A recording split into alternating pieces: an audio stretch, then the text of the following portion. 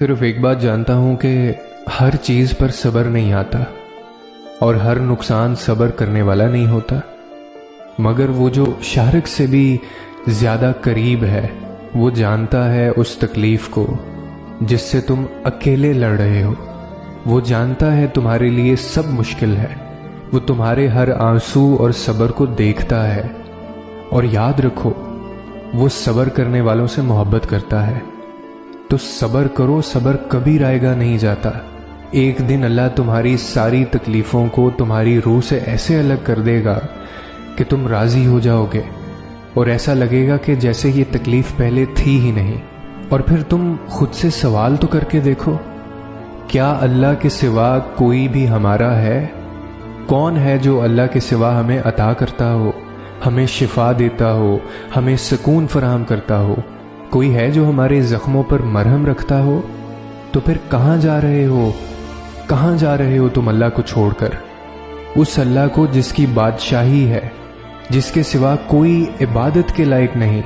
ایمان والے تو اللہ کی محبت میں شدید ہوتے ہیں نا، تو تم دنیا پہ اپنی محبت کیوں لٹا رہے ہو؟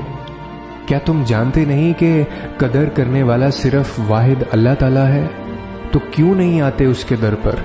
تمہیں کیا چیز روکتی ہے اللہ کی اطاعت سے؟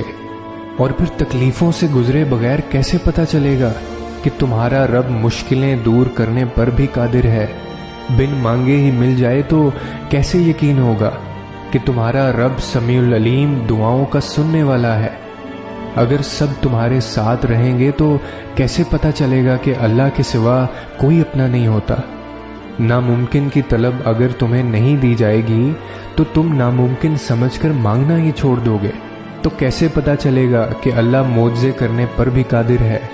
سب دروازے جب تک بند نہ ہوں گے تو کیسے پتہ چلے گا کہ اللہ فضل کا دروازہ کبھی بند نہیں کرتا؟ تم انسان ہو، اس قابل نہیں ہو کہ اللہ کی مصلحتوں کو سمجھ سکو۔